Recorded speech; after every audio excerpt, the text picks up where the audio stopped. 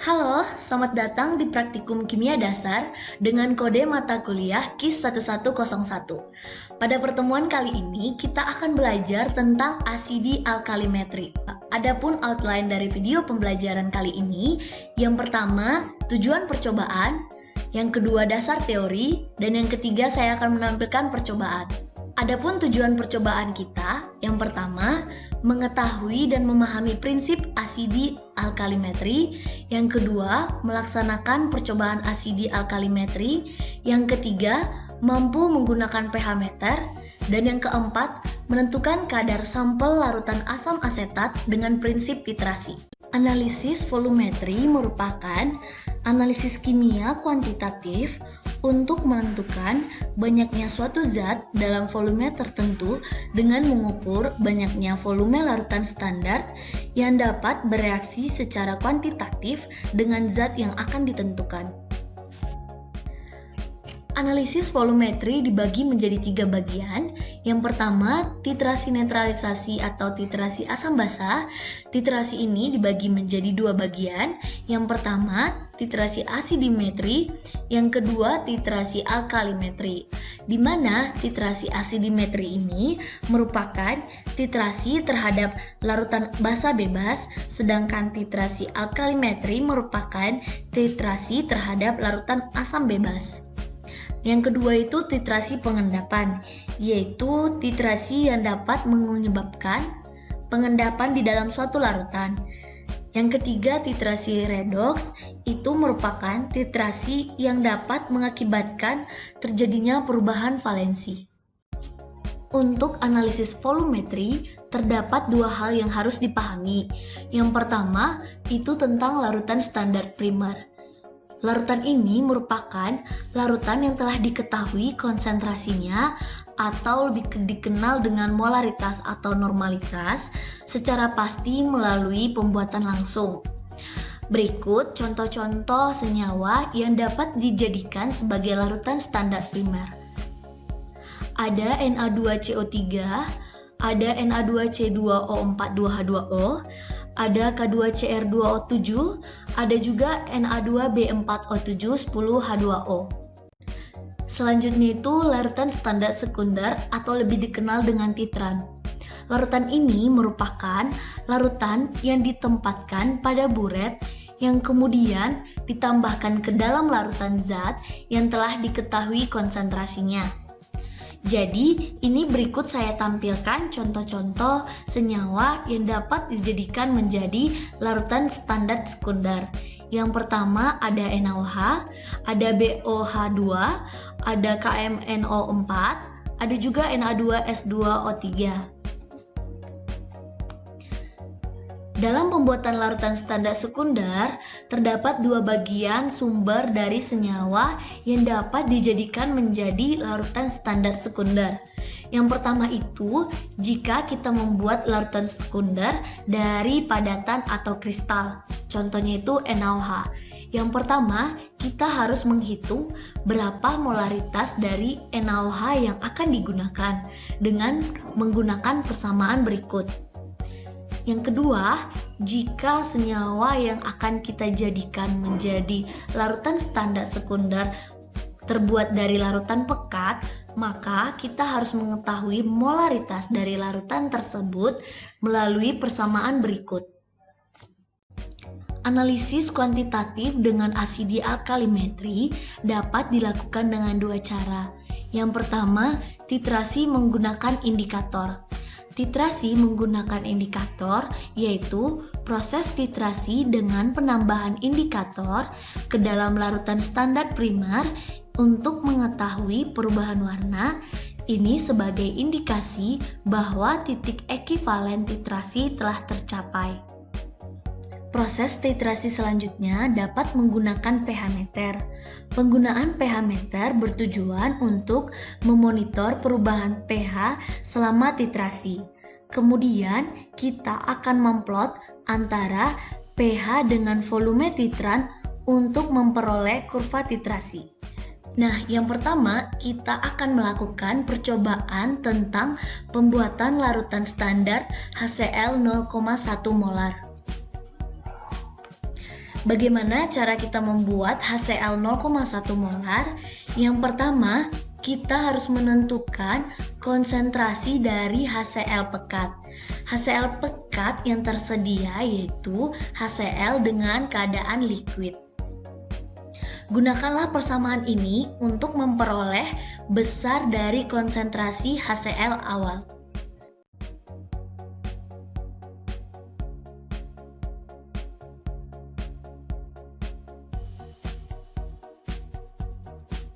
Nah, selanjutnya pembuatan larutan HCl 0,1 molar diperoleh dari pengenceran HCl pekat yang telah diketahui molaritasnya. Gunakan persamaan ini jika konsentrasi HCl pekat tersebut telah diketahui, sehingga kita akan mengetahui berapa volume HCl yang akan diambil untuk membuat konsentrasi HCl dengan 0,1 molar.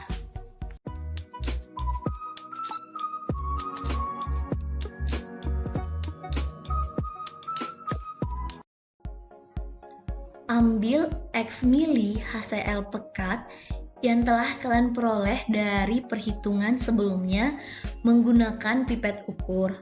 Kemudian, masukkan HCl pekat tersebut ke dalam labu takar 250 ml dan tambahkan Aquades hingga tanda batas.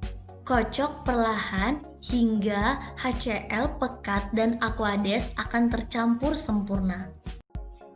Selanjutnya, siapkan statif dan klem untuk melakukan proses titrasi. Kemudian, pindahkan larutan HCl ke dalam buret. Ingat, jangan lupa untuk mencuci buret dengan menggunakan HCl terlebih dahulu. Percobaan yang kedua adalah standarisasi larutan HCl dengan boraks. HCl yang akan kita gunakan di sini adalah larutan HCl 0,1 molar yang telah kita temukan pada percobaan yang pertama.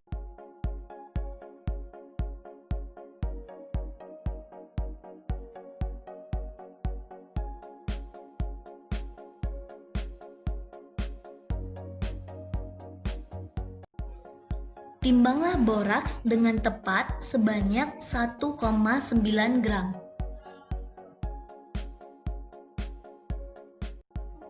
Kemudian, larutkan ke dalam gelas kimia, lalu masukkan ke dalam labu ukur 100 ml. Lalu, tambahkan Aquades hingga tanda batas labu ukur 100 ml. Ambil larutan boraks sebanyak 10 ml dan masukkan ke dalam Erlenmeyer.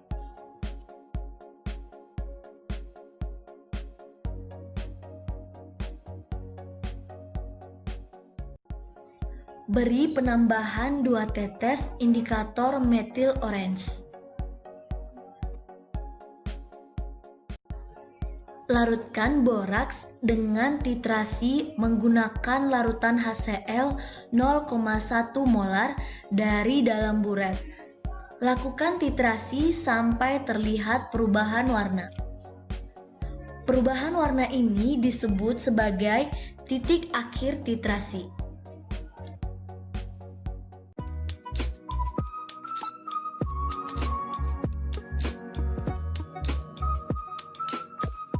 Percobaan yang ketiga yaitu pembuatan larutan standar NaOH 0,1 molar. Pertama, buatlah larutan NaOH 0,1 molar dari kristal NaOH. Pembuatan NaOH 0,1 molar berasal dari NaOH bentuk kristal. Jadi, untuk mengetahui berapa banyak NaOH yang akan kita ambil untuk membuat NaOH 0,1 molar, maka gunakan persamaan berikut. Timbanglah 0,4 gram kristal NaOH.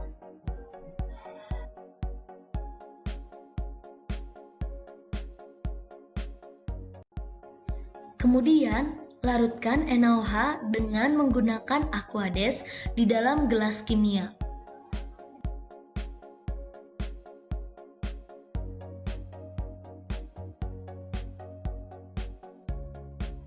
Pindahkan larutan tersebut ke dalam labu ukur 100 ml.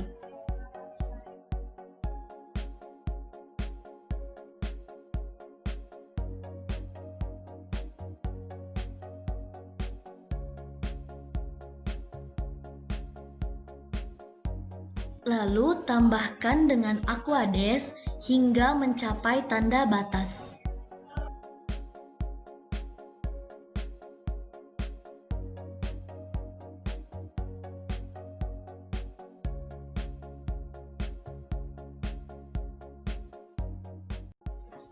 Siapkan statif dan klem untuk proses titrasi.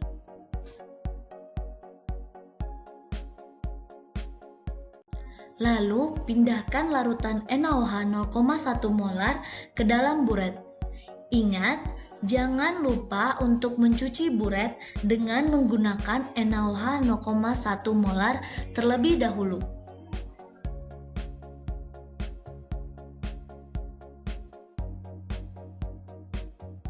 Percobaan yang keempat yaitu standarisasi NaOH 0,1 molar dengan menggunakan asam oksalat. Yang pertama, timbanglah dengan tepat asam oksalat dihidrat sebanyak 0,63 gram pada kaca arloji menggunakan neraca analitik.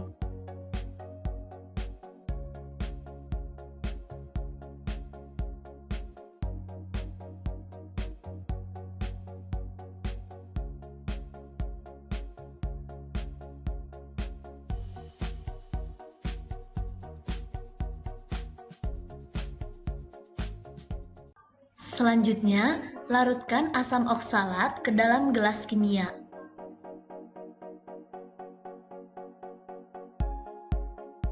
Kemudian, pindahkan larutan asam oksalat ke dalam labu ukur 100 ml dan tambahkan Aquades hingga mencapai tanda batas.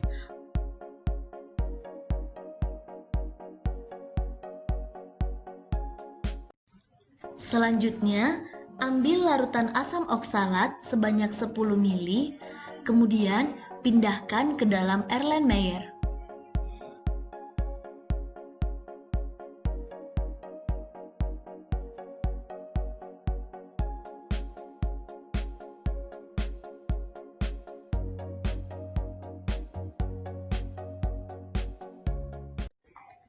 Berilah penambahan 1-2 tetes indikator PP. Selanjutnya, titrasi asam oksalat dengan menggunakan NaOH 0,1 molar dari dalam buret. Kocok hingga terjadi perubahan warna. Perubahan warna ini disebut sebagai titik akhir titrasi.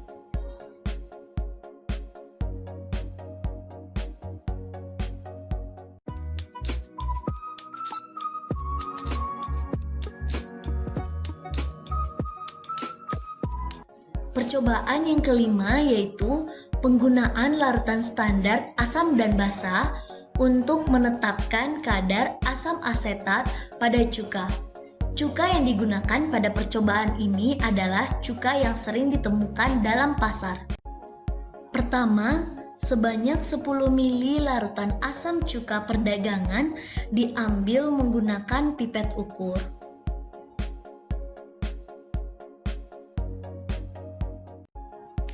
Kemudian, masukkan ke dalam labu ukur 100 ml.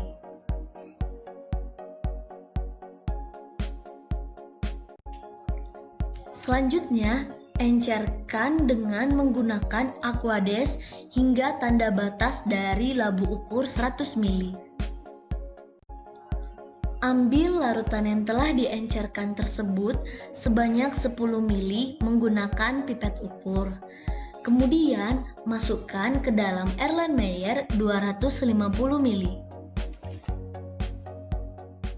Lakukan penambahan 2-3 tetes indikator PP.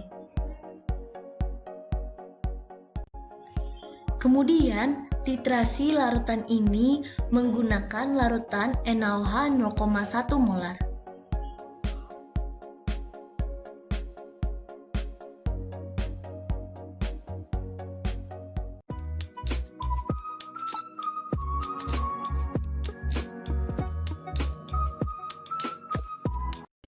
Percobaan kita yang keenam adalah penggunaan pH meter untuk menetapkan besar sampel NaOH. Hidupkan pH meter, lalu kalibrasi pH meter sebelum digunakan. Kalibrasi dilakukan dengan menggunakan 3 standar pH, yaitu larutan standar pH 4, larutan standar pH 7, dan larutan standar pH 10. Untuk memulai kalibrasi, lakukan tahapan berikut. Yang pertama, cuci elektroda dengan Aquades terlebih dahulu dan keringkan dengan tisu. Ingat, jangan menekan elektroda terlalu kuat, karena elektroda mudah pecah. Standarkan pH meter dengan cara mencelupkan elektroda ke dalam buffer yang paling rendah. Yang pertama, ke dalam buffer standar pH 4. Lalu tekan tombol Cal dan tunggu hingga pH meter menampilkan auto dengan garis di atas tulisan auto.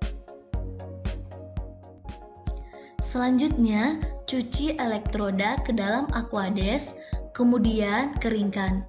Ingat, untuk tidak perlu menekan tombol Cal kembali. Standarkan pH meter dengan cara mencelupkan elektroda ke dalam buffer standar pH 7. Aduk-aduk pelan elektroda di dalam buffer hingga muncul tulisan auto pada layar pH meter. Selanjutnya, cuci elektroda ke dalam Aquades, kemudian keringkan. Yang terakhir, standarkan pH meter dengan cara mencelupkan elektroda ke dalam buffer standar pH 10. Kemudian, celupkan elektroda ke dalam wadah berisi Aquades hingga ujung kaca elektroda benar-benar tercelup. Jadi, setiap akan digunakan, jangan tekan tombol apapun lagi, keringkan, dan langsung gunakan ke dalam sampel yang akan dianalisis. Selanjutnya, kita akan melakukan titrasi pH meter terhadap larutan HCl dan larutan NaOH.